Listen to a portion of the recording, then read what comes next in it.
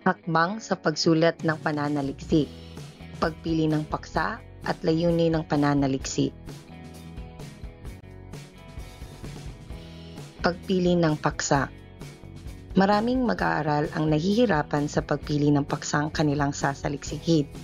Karaniwang ang kanilang napipiling paksa ay nagawa na ng pananaliksik ng maraming ulit. Huwag nating kalimutan na ang paksa ang pangunahing ideya na daan sa takbo ng isinasagawang pananaliksik, kaya napakahalaga ang pagpili ng paksa. Iba't ibang maaaring mapagkunan ng paksa. Una, sa kasalukuyang panahon, ang internet at social media ay bahagi na ng buhay ng tao.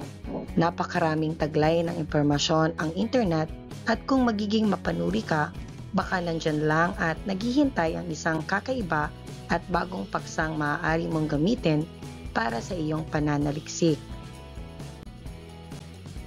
Pangalawa, ang telebisyon.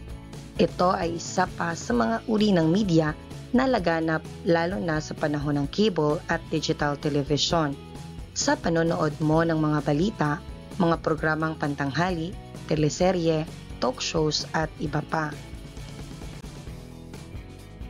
Pangatlo, dyaryo at magazine.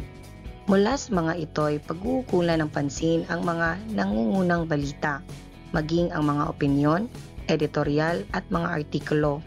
Suriin at baka naririto lang ang paksang aakit sa iyong atensyon.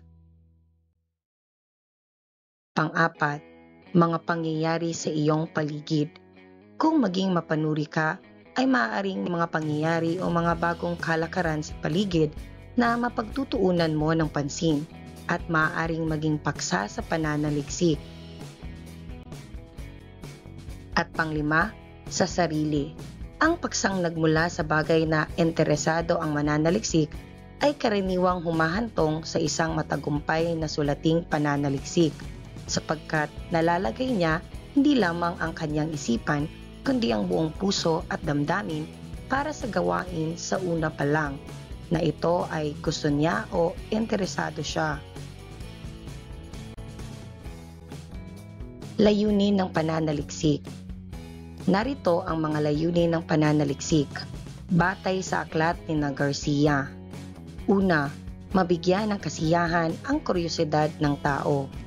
Dahil sa pagkamangha sa mga nakikita sa kapaligiran, lalo na ngayong panahon ng teknolohiya, nagsusulputang imbensyon ang nagiging mausisa tayo.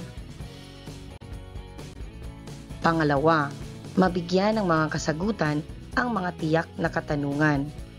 Gumagawa tayo ng pananaliksik dahil nais nating mabigyan ng kasagutan ang mga tiyak na katanungan. Nabibigyang linaw ang maraming katanungan sa kaisipan natin bilang mananaliksik. Pangatlo, malutas ang isang partikular na issue o kontrobersya. Mga kontrobersyang bumabalot sa ating kaisipan, mga kontrobersyang nagaganap sa ating bansa na unti-unti nang nasasagot ang mga ito sa pamamagitan ng pananaliksik. Pang-apat, makatuklas ng mga bagong kaalaman. Marami ng kaalaman ang umiil, ginagamit at pinakikinabangan, ngunit lubha pa itong mapapaunlad sa pamamagitan ng pananaliksik. At panglima, maging solusyon ito sa suliranin. Kung noon ang mga damo at dahon ay walang silbi, ngayon ito ay mga gamot na herbal na nakakalunas sa iba't ibang karamdaman at pinagkakapirahan tulad ng sakit sa diabetes at tuberculosis. Laging tatandaan na ang layunin ng pananaliksik ay siyang sasagot sa iyong gagawing pag-aaral. Halimbawa, layunin ng pag-aaral. Ang pangunahing layunin ng pag-aaral na ito ay ang tuklasin ang pananaw, kaalaman at paniniwala ng mga Bacorenyo sa usaping patungkol sa virus na HIV. Nilalayo ng pananaliksik na ito na una, matukoy ang kaalaman ng mga Bacorenyo patungkol sa virus na HIV. Pangalawa, malaman ang kahalagahan ng tamang pag-unawa sa virus na HIV. Pangatlo, maipahayag ang mga pananaw ng mga Bacorenyo sa mga PLHIV at sa patuloy na paglobo ng mga kaso nito. At pang-apat, maitama ang mga maling pananaw ng mga Bacorenyo sa virus na HIV. Sanggunian.